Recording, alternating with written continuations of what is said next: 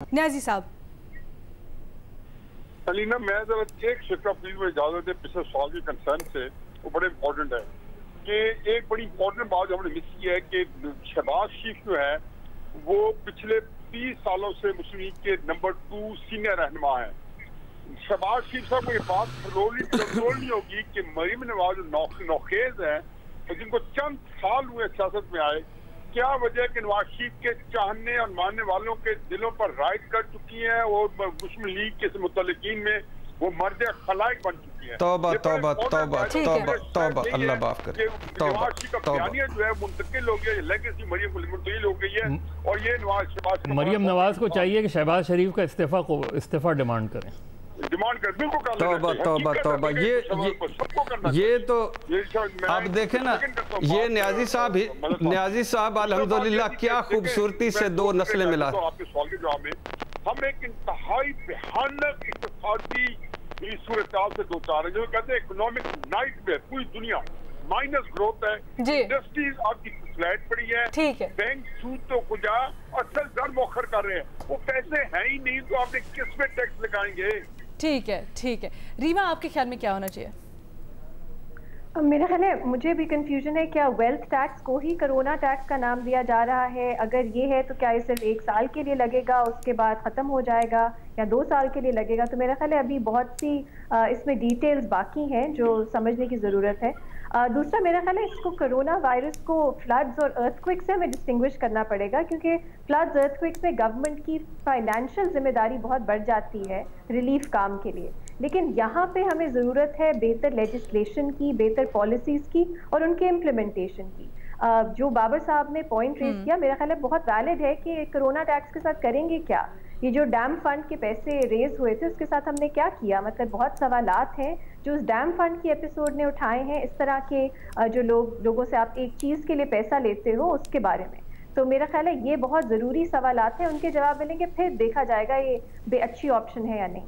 ठीक है। मज़हर अब्बास साहब, अमीर लोग, जब हम ये टर्म इस्तेमाल करते हैं तो हम एक्सपेक्ट तो कुछ और करते हैं, लेकिन ग्राउंड रियलिटी कुछ और है।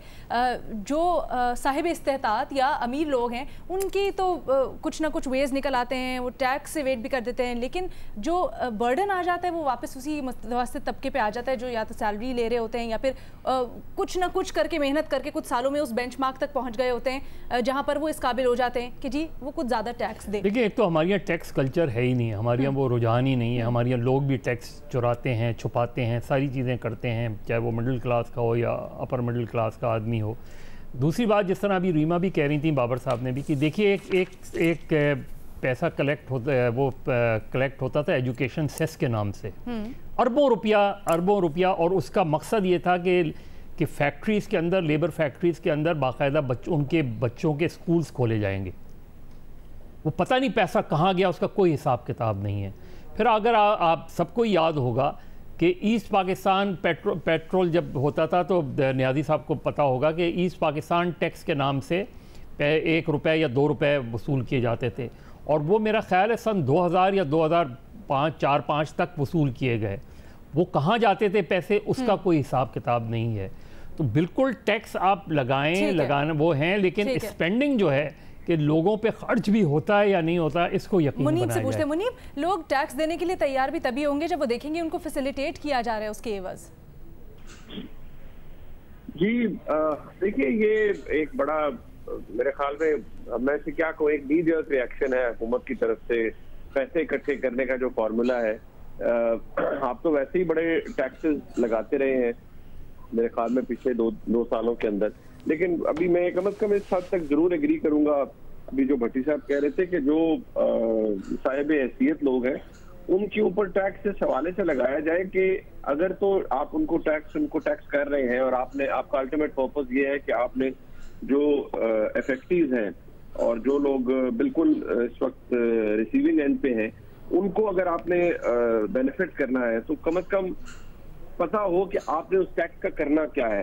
टैक्स लगा देना, टैक्स इकट्ठा कर लेना भी शायद मेरे ख्याल में इतना बड़ा इशू नहीं होगा। जब लगा देगी हुकूमत वेल्थ टैक्स के तरीके से, अगर आपने इकट्ठा करना तो शायद इकट्ठा भी हो जाए एक साइजेबल अमाउंट, लेकिन अगर लोगों तक उसका फायदा ना पहुंचा तो फिर वही होगा जो डैम फंड के हवाले से हुआ तो कम से कम हुकूमत को ये पता होना चाहिए कि आपने उस पैसे का करना क्या है। जो मिसालें अभी मजहर अब्बास साहब दे रहे थे, अगर वाकई ऐसा है तो फिर तो यही है कि आप पैसा इकट्ठा कर लेंगे, वो पता ही नहीं किसी को चलेगा वो कहाँ खर्च हुआ। ठीक है, मतलब हमारे सभी एनालिस्ट की राय में टैक्स ठीक है बेशक आप लगा रहे हैं, लेकिन हिकमत अमली होनी चाहिए कि उस टैक्स के पैसे को इस्तेमाल किस तरह से करना है। हम आपकी खिदमत में अब पीर को हाजिर होंगे नए सवालात के साथ, तब तक अपना बहुत ख्याल रखिएगा। अल्लाह हाफ़िज़।